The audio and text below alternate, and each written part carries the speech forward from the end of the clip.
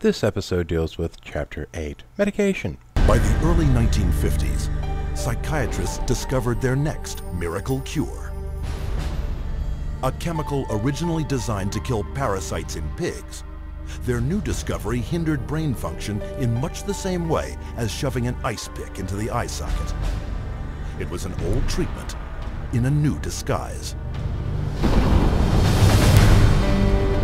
Look, it's in the 1950s. If you watch this entire movie through from start to end, by the time you're at this point of it, you've completely lost track of past, present, future, ancient history. It all by this point becomes a blur. And they throw so many different numbers at you that by this point you're just sitting there drooling like an idiot. Drooling almost as if you were doing the Thorazine shuffle. Speaking of which, it's time that they start getting into Thorazine. Thorazine was the substitute. It's a pill, but it was substituted and absolutely eclipsed all of the old therapies. We're talking electroshock, insulin shock, lobotomies. All of this was pretty much rendered virtually useless in the face of with the advent of Thorazine. It was, to some degrees, a wonder drug. The only other alternatives at this point had a positive long-term result of maybe 20%. Thorazine opened the door to all the psychiatric drugs that we have now. It was the first of its kind, and it was the first to show, well, we don't have to lobotomize people. We don't have to give them shock treatment. We don't have to do any of these terrible things. We can give them this happy little pill, and it can cure them. That's an incredible advance. And them being critical of Thorazine strikes me as a little amusing, seeing as, well, the alternative shock treatment and the lobotomies, and they've already given their opinion on those. Well, let's continue. Dubbing it a chemical lobotomy, Canadian psychiatrist Heinz Lehmann described Thorazine as a simple, easy-to-take pill with the same effects as psychosurgery, but without the mess. Thor was the first antipsychotic medication. The quote they mentioned pertaining to the Canadian doctor. At the time Thor came out, the only known treatment for schizophrenia was psychosurgery. Thor provided the first alternative. Yeah, it's Thor, it sucked. They don't give the cultural context. They just slam you with a statement that it's a chemical lobotomy. If they included the context and the fact this was being advertised as an alternative to these other surgical techniques, then it makes perfect sense why I'd say that. What psychiatrists didn't tell the public was that Thorazine caused a crippling neurological condition known as tardive dyskinesia. Of course, what they did tell them was, do you want a lobotomy? Do you want shock treatment? Or would you like to take this pill? Sorry, I should take this seriously. A more chronic side effect is tardive dyskinesia, which may be irreversible in some patients. Two things to point out. First is that this is rare. Second, once again, it's the only real treatment available at the time. It opened the door to the creation of loads of newer meds which work much better. The claim of the drug possibly remaining after removal of the drug, that's pertaining to this one rare condition, which, if I remember correctly, is usually caused by an overdose. Sorry for not fact-checking that. It's only historical reference at this point anyway. Thorazine's manufacturer, SmithKline French, had good reason to keep a lid on the bad news. In the first year alone, SKF saw a 3,000% return on their original investment. Okay, hold it right there. They're talking about original investment. SKF didn't develop the drug. They bought the rights from another company. So the return numbers could be correct, seeing as they referenced their original investment, which would be the amount they paid to purchase the rights. Not for production or distribution or any of this other crap, just to purchase the rights to the drug. Okay, let's continue. With the public and the press kept in the dark about the severe and disabling side effects, prominent doctors and psychiatrists met in Puerto Rico to lay the groundwork for the expansion of psychiatric drugs far into the future. Psychiatrist Dr. Nathan Klein wrote this in the conference's final report. Oh, this part of the video, they actually have a number of slides going by while they're reading all this. It mentions Ativan, Haldol, lithium, all kinds of really good stuff that's really helpful, actually. Lithium in particular, that's actually a salt that they actually found, very much by mistake, actually does help with moderate people's moods. Sorry, don't have time to get into it further than that. Let's keep going. The present breadth of drug use may be almost trivial when we compare it to the possible number of chemical substances that will be available for the control of selective aspects of man's life in the year 2000.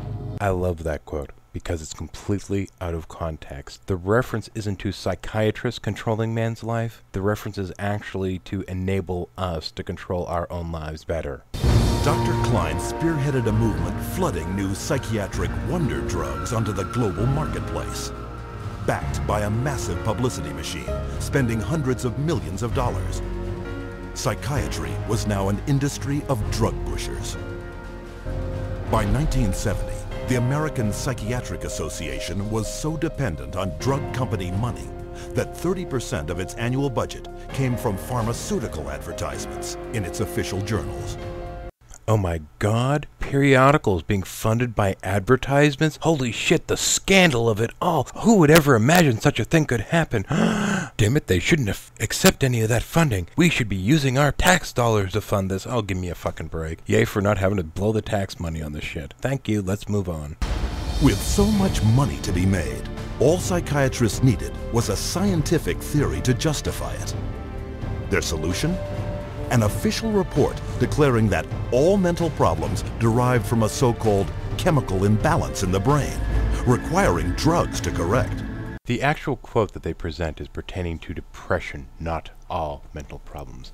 Additionally, not all psychiatric problems are caused by chemical imbalances.